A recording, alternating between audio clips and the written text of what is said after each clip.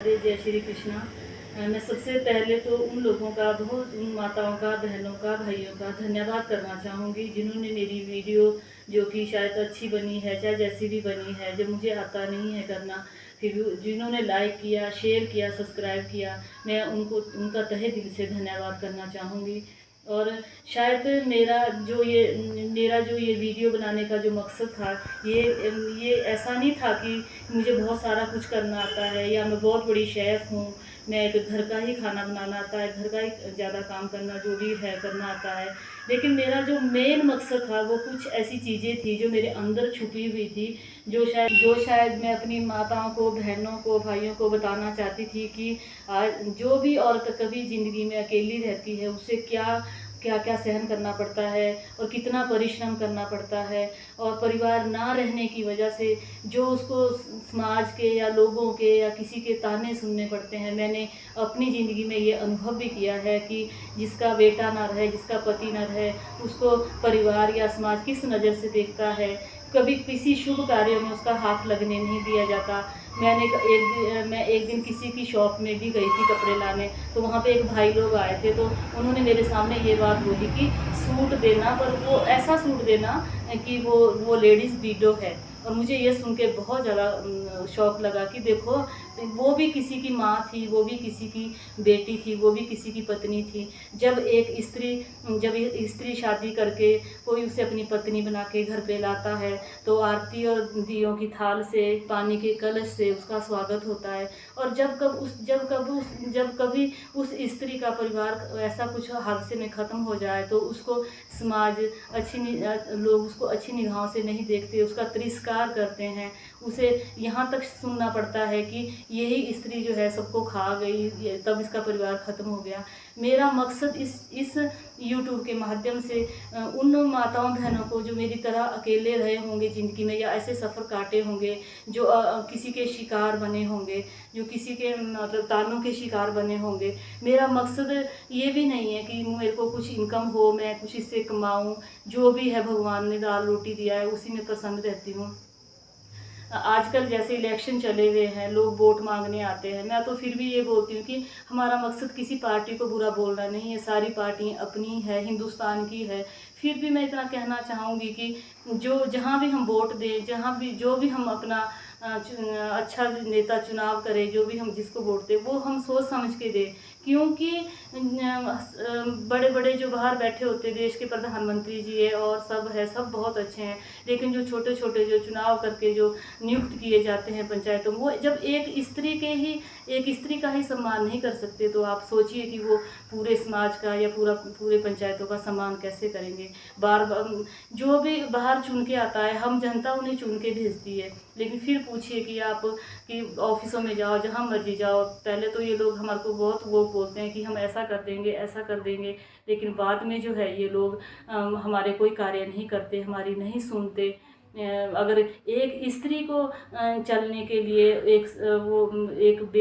बच्चे की बैसाखी है, कभी पति की बैसाखी है, उसको लेना ही पड़ता है। ऐसा किस किताब में लिखा है कि ऐसा होना ही चाहिए कि वो बाद में वो जी नहीं सकती, या उसका पति ने उसे छोड़ दिया है तो वो कार्य कर नहीं सकती, या उसका कोई समाज में कोई समाज में कोई उसकी मान्यता नहीं है, या जहाँ भी वो जाएगी तो उसको वहाँ पे तिरस्कार ही मिलेगा। ये मेरा जबकि मेरा ये मानना है कि सीता जैसी माता भी इस धरती पे हुई है, उनका भी इतना तिरस्कार हुआ है, लेकिन फिर भी देखो उन्होंने कैसे कैसे कष्ट सहन करके, द्वापर में ये चीज़ें हुई थी, उन्होंने कैसे कैसे कष्ट सहन करके लव और कुश को जन्म दिया था। लेकिन मेरा ये मानना भी है, झांसी की रानी भी यहीं पे हुई थी, और वो भी देखो कितने सन 57 की बात है कि उसने फिर भी एक विडो होने के बावजूद अपनी पीठ पे अपना बेटा बांध के वो कैसे अंग्रेजों के खिलाफ लड़ी।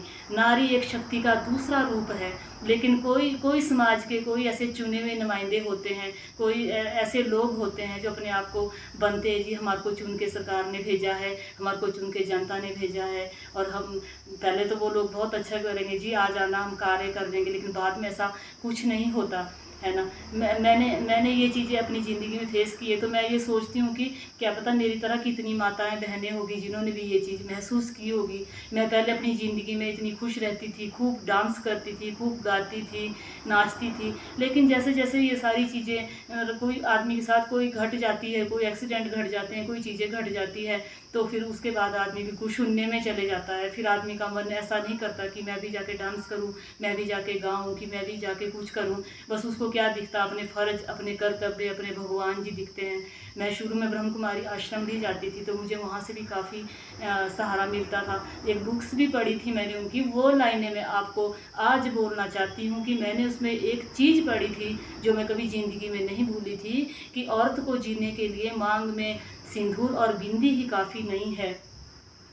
औरत की मांग में परम धाम की लाली होनी चाहिए, और माथे पे आत्म तेज का तिलक होना चाहिए, और नाक में, आंखों में पवित्र दृष्टि का काजल होना चाहिए, नाक में स्वाभिमान की नथ होनी चाहिए, और कमर में साहस की तगड़ी होनी चाहिए जिसे हम करधनी कहते हैं, और पैरों में श्रेष्ठ चाल चलन की पाजेब होनी चाहिए, और प्रभु के पग पग पर अनुकरण करने के बिछुए होने चाहिए। यही कालांतर में देवी पद का आधार बनता है।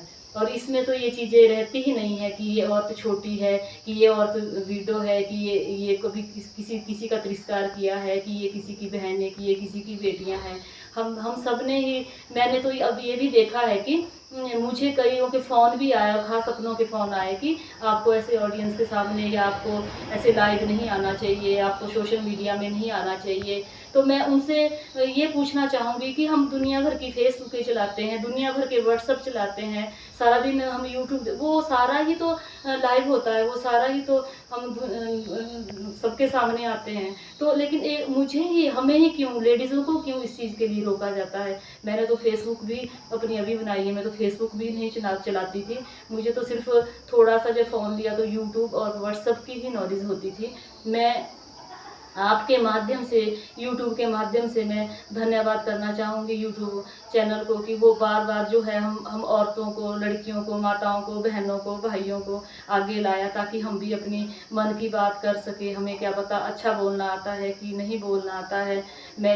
जब मैं अपनी दुकान करती थी तो हमारे स्वाभिमान पार्टी हुआ करती थी एक, और वहाँ से हमारे अंकल, जो मेरे अंकल है सुभाष अंकल कांगड़ा से, काफ़ी पॉलिटिक्स में है वो भी, तो उनकी मदद से मैंने, जब मुझे पता था कि मेरा इतना सर्कल नहीं है, फिर भी मैंने एक छोटा सा एक एमएलए का इलेक्शन लड़ा था। मुझे ज़्यादा तो नहीं, 200-300 ही वोटें मिली थी, लेकिन फिर मुझे इतना अच्छा लगता था कि जब हमारी एक मीटिंग होती थी, उसमें डॉक्टर सूर्य भी थे, डॉक्टर विवेक भी थे, अंकल भी थे, और एक हमारे सूद अंकल है शिमला से, मुझे उनका नाम नहीं पता लगता, तो हमारे बड़े हौसले बढ़ाते थे, नहीं राज तुम कर सकती हो, राज कर सकती हो।